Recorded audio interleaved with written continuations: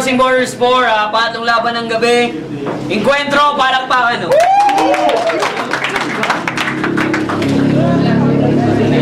Ayan, shoutout sa Coffee Grabs sa pagpapaunlak ulit sa Encuentro Rap Battle League. Pangalawang event namin dito. Sana tuloy-tuloy pa rin. Shoutout sa Crazy Family Dragon Unit. Happy anniversary. Shoutout Spearmount. Weapons Team Bicol. Ayan, malapit na rin yung anniversary. Speedcaps.com. Shoutout sa lahat ng pumunta. Naga, Albay, Ulangi, lahat-lahat. Yun. Tabako. Laban natin, Gian versus Trila. MC sa left ko, pakilala. Gian, Daet. Shoutout sa mga tropa sa Speed. Sa lahat ng pumunta rito. Movement ko ng hip-hop. Tuloy-tuloy lang. MC sa kanan ko, magpakilala. Trila, Di Calibre. Shoutout sa Red Horse, KJ, sa batch ng Flow by Flow, mga kasabay nila sa freestyle. Sa asawa ko, sa Solino Partido, sa Alvin Rappers Club, sa lahat ng BRO. Sino pa ba? Sa lahat ng pumunta, sumusuporta sa movement ng hip-hop dito sa Albay. Tapos salamat. Ayun, PRO nga pala. Doppel nga pala ng hormones at family regulation. And nanalo si Trila ng coin toss. Mauna daw si Gian. Ayan, makinig lang mo, sir. Unang 2 minuto para kay Gian. Encuentro, tingin mo na ako. Yeah! Maraming nagtatanong kung sino ba yung MC na Gian. Maraming kilay ang nagtaasa na trinig ko yung mga bulong-bulungan.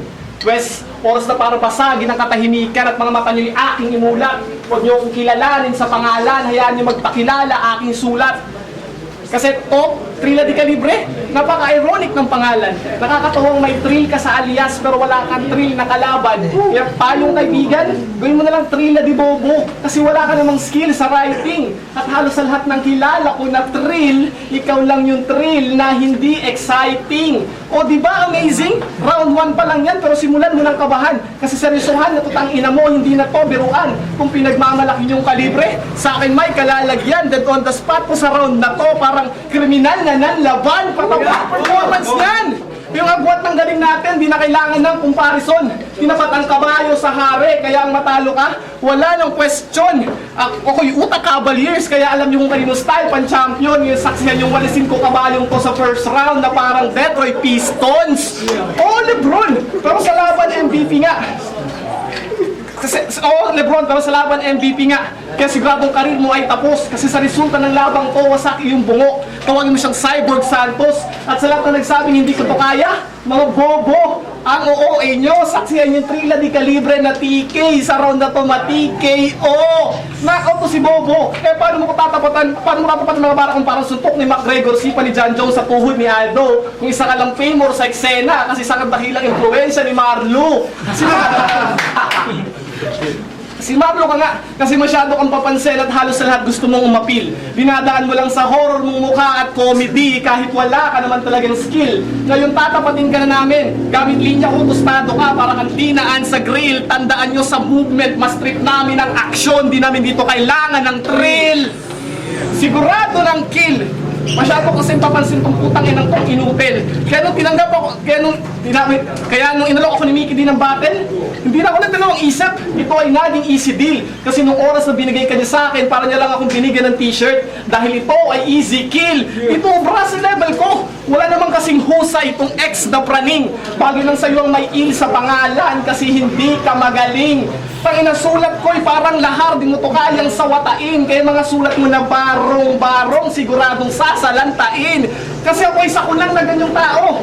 Kaya itong kalaban ko, ngayong gabi, buhay tong malilibing. Nung itong albayan, nung to sa flow ko, kasi flow ko ay bagyong riming. Talagang devastating. Flow ko 100% ang nakakakilabot. Sobrang tindi, malamang mag-vanish ka. Parang island sa malilipot. Trahedyang ipaparanas ko sa'yo. Trumang di madadaan sa limot. Magiging horror film director katang ina mo kasi mabubuhay ka sa takot. Kaya support! Paano mo ko tatalunin? Sige nga, isipin mo. Paano mo ko tatapatan kung pag-iisip mo kulang-kulang na parang ngipin mo? Tapos nagpapaka-joker ka pa. Putang ina ang corny mo, di ba may pagiging joker sa'yo, parang si Jared Leto, burst over. Jokes kami dito, kay mga patawa mo na bitbit, hindi nasasapat, sawang-sawa na sila sa kakornihan mo, kaya sa bawat hirit mo, wala nang kakagat. Ngayon saksihan yung durugin at tantarin ko to sa harap ninyong lahat, sabay babati, bagtos dahon, na parang pinangat, ako dito masangat, kaya round 1 pa lang, alam niyo kung sinong tunay, at kung sinong totoong mas mahusay na pen game, kung sinong totoong halimaw sa ring at totoong predator sa food chain. Akit ang boto ng mga hurado, pati kababayan mo, in favor of my name, kasi masinatang kilit ng mga albayano, handa na linya ko, na parang Hepa Lane. This is my game! Kaya round 1 pa lang, alam niyo kung sinong tunay, at kung kanino kayo mabibilib. Binigyan niyo ako ng pasahan, kaya panoorin niyo ilang pasok ko sa sahig. Saksak niyo sa mga kukote niyo na kahit sa aspeto, di ako padadaig. Kasi kahit balik na rin yung giyan, ako pa rin mananaig! Ay! Time. Unang 2 minuto, 3 lang. Sigaw ka ng sigaw, ang boses mo wasak. Masasabi ko lang sa'yo, sigaw, di ka manyak. 5, 4, 3, wala nakagets eh. Yo! Di daw kailangan ng thrill. Sabi ng aking kalaban, kahit tanggalin mo yung thrill, kahit thrill lang, wala kang laban. Wala nakawa na naman, sensya na. Pang matilinong joke. Yo! Musta? O aking munting bisita. Welcome sa ginubatan kung saan teritoryo to ni Trila. Nung nalaman kong ikaw ang makakalaban ko, di na ako naghanda ng pangtira. Bakit pa? Kaya naman kitang talunin kahit magbigay pa ako ng partida. Dapat nakahanda ang mga letra mong panggera. Pagkat magiging madugo ang laban na to, parang high blood versus vampira. Kaya dapat naghanda ka ng mga letra. Pagkat magiging magawa ang laban na to, parang high blood versus vampira. Toto'y nagkamali ka ata ng pinasukan mong puwerta. Dapat umatras ka na lang tulad ng mga unang mga kalaban ko sa gera. Pero nagmatapang ka, akala kaya na ako, kaya ba nagmayabang na? Pwes tingnan natin kung sa akin ay makakalamang ka. Alam ko na, pasugod ka, kaya ako'y nakaabang na. Rest in peace agad sa katunggali kong taga-naga. Krimisyon ang mararanasan mo dito gamit letra nagbabaga. At wala akong pake kung sa lugar ko ikaw ay bumisita. Para ka lamang turista na hinostage ng terorista. Marami talagang namamatay sa maling akala. Kung between ka man sa naga, dito between ka lang na nagibagbanggaan sa mga tala. Samantala ang nakatala sa iyong tanikala ay puro lang maling akala. Kaya aking inantala ang mga makata na nagpapakabathala. Bawat sinulat kong talata ay nagmimistulang babala kayo mabahala ka na bata kapag inukit ang alibata. At di kalibre tira ko parang bala ang kataga. Bawat rounds rumaratrat kaya kalaban dinadaga. Full package palagi ang bitbit kong kargada. Iba't iba ang aking pasabog di lang basta granada. Walang makakapigil sa akin harangan man ang barikada. Pagkat aking propaganda Malachito Miranda. Ngayon na lang muna pagkakaibahan nating dalawa. Ako si ako, kasi siya nagutot sa akin duwa. Di na kailangan ng simili para tayo ikumpara. Sapagkat pag ako'y nagpaliwanag, letra ko'y nagiging lampara. At ang ina, magaling ka daw. Yun ang kanilang usap-usapan. Gago, baka magaling ka lang kapag mahina ang kalaban. At dito natin masusukat ang lalim ng iyong nalalaman. Baka nagiging high mind lang to kapag nakasindeto ng halaman. Time. Pangalawang 2 minuto para IGN. Depende, palapakan muna natin si Trila. Babalik lang yan. Sa mga binitawan mo, pinatunayan mo lang sa kababayan mo kung gaano katatanga. Pinakita mo lang na walang kwenta rounds mo na parang lumang barya. Tapos sa mga pinagngangawa mo, may narealize pa ako mas nakakatawa na bahagi lang sa'yo may libre sa pangalan kasi wala kang halaga. Pero kung tutusin sa pagtanggap ko nitong laban, lumalabas ang nawala akong modo.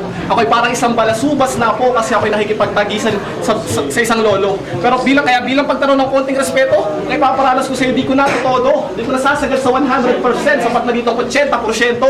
Oo, 80% lang at sapat na yun para si Tanda ay take down kasi baka pag sinagat ko pa kung sigurang tuluyan lang mag-breakdown. Saka tama lang naman yun eh. Binigyan niyo ako ng senior citizen kaya binigyan ko na ng 20% na discount. At oo, tayo lang ako kaya sino pa naman ako para magmagaling sa eksena. Ako isa lang naman na hamak na taga-norte kaya marami nagsasabing ako'y masyadong pabida. Pero kahit anong light ang ibato nyo, tangina buong pusok pa rin pagtatanggol ang liga kasi kahit di man ako pinanganak sa Kamsur, tinuturing ko ng second home ang Naga. So anong feeling nyo? Porque baguhan laban sa dapihan, di na ako makakasabay. Mga ulol, parang like na namin po kasi kailanman di kami magpapantay. Salita ko ay may basakit na taglay, paghirap ko sa akin walang humpay. Labas mo dito may revera, tang ina mo kasi magiging bukang bibig mo ang aray. Stilo mo ay parang sampayan kasi marami yung sablay. Yung inaalagaan mo na standing, sa akin yan ay lalaylay. Pag pipira-pira swing ko, bawat laman buto mo at kalansay. Kasi hahatiin ko to sa tatlo na parang distrito ng Albay. Bara ko ito, gadi guys, sigang kritika medikal na ang lagay, minalit ako ni Inday, kaya uuwi ka na bangkay. Kasi sir, alam kong walang malaki nakakapuwing, pero merong nakakamatay! Kaya mga albayan, mag-ingay, kilalanin yung tunay na bara. Hatid ng salita ko ay pagbabago sa albay, parang Al Francis Bichara. Kaya gawin mo na akong idol, at sa akin tol ay gumaya, kasi di mo mapipigilan pagsikat ko na parang mall ng Ayala. Hindi ako nagyayabang, sa sulat ko meron lang ako kumpiyansa. Sa bars ko wala kang kawala, parang presong walang pampiyansa. Marinaw ng panalo, tangina no need na ng ribansa. Kasi pinutip ko ito dito sa ginubatan, parang famous yun na longganisa. Kaya sa mga kapatid ko sa eksena, huwag na kayong mag-alala mga brother. Kasi kailanman di matatapon ng enkwentro ang spit. Mga gago never. Akong tatapos sa lahat na magtatangka, lalo na pag si Gino nag-order. Tanda mo na ako ang gatekeeper na sniper ng liga, tapos lahat na magkakross sa border. Kaya malamang bukas, marami magluluksa at marami sa akin na magiging bitter. Kasi isang kapay na naman ang patay sa pagbabalik ng insane killer. Bagay lang naman sa kanyang mamatay, palibhasa bobo at quitter. Kaya ikakahon ko na tong tinapo na parang logo ng Twitter. Kaya putang ina to, kaya to, huwag ka na dito magmahangin putang ina mo. Mas magaling ako sa'yo, magaling kami sa inyo, mapateknikal man o lirikal. Mauna lang naman kasang albay sa naga kung alphabetical. Pero maliban doon, sa lahat ng aspeto, di na kayo makakasabay. Alam nyo nasa naga ng W kasi meron ng L ang albay. Kaya, putang ina to, alam namin na wala kang kwenta sa kandatihan na walang narating, kaya huwag ka nang masyadong matabel. Hindi na makakapang-bully sa eksena kasi ugot-ugot na tong si Dick Israel. At iba feeling jika? At iba feeling jika? Mexican gangster o sige ngayong gabi, Mexican na ang yung papel. Pero tawagin nyo akong Filipino Flash. Ngayong second round knockout ng Mexican na po, parang Fernando Montiel. Time! Pangalawang 2 minuto o Trila. Yo! Galing ka pang naga, lumayo pa sa albay. Tapos ganun lang ang tira, malayo at sablay. Katangahan ng yung taglay, kaya wag mo nang i-deny. At yung kanta ng sugar free, sa'yo pala inalay. Kasi isa ka daw hari ng sablay. Anong akala mo? Kaya mo na sa akin sumabay? Isa simpleng wordplay, kung nga hindi mo kayang sumakay, kaya paano ka sa akin makakapantay? Kung ako ang taga-sundo, isa ka lang taga-bantay. Pero bakit? Nagbago ang aking sistema sa pagsulat. Pero papakita ko pa rin kahit ang freestyle nito ay pwede pa tumbang gulat. Pero nakakataka, hinabol ko ulit ang aking letra. Masyadong malabo ata, nasobrahan ata sa pulang kabayo. Diba? Lumayo ko pa sa naga. Tapos ganun lang ang tira, malayo at sablay. Sensya na! 3 araw ko lang kasi pinagandaan ng laban na to sa round 2. Pasensya na talaga, pero bawi na lang ako sa round 2.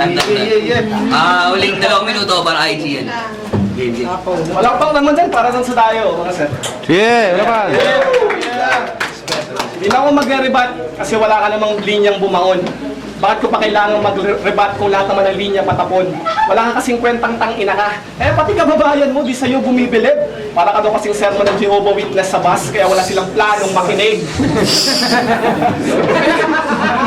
Kaya ngayong round 3, ang panalo sigurado ng matik. Ako kasi ang Gordon Ramsay ng battle rap, bawat hinahanda ko classic. Mga salita ko masakit sa dibdib, lalo na pagkalaban ko hangal at pangit. Kasi puro kahayupan palabas ko na parang Animal Planet. Pero may pa tayo. Balita ko, bati na kayo ni Mickey D. Kasi di na siya galit. Parang wala lang daw nangyari kasi best friends na kayo ulit. Wow, lupet! Pero ito tanong na makulit. Balik loob na ba yung taxel porque lagay ng karir mo alanganin? O yung pamilya mong sinusuportahan wala ng panggastos at pagkain? No hurt feelings, idol ha. Pero alam ko namang isa doon yung rason malamang. Kaya nilunok mo na lang din yung pride mo tangina ka para kang si Badang. O, saan na yung yabang mo dati? Di ba dati puro siya daldal, puro siya putak? Ngayon biglang best friends na ulit ni Mickey Mouse nung bansot na Donald Duck.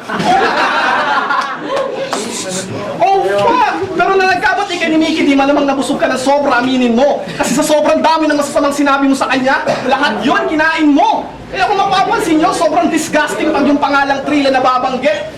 Tangina, ganun talagang resulta pag nagpalamon sa inggit. Kaya di na kayo magtataka kung nabubulok na rin yung loob mo na parang gulay sa binggit. Kaya shit!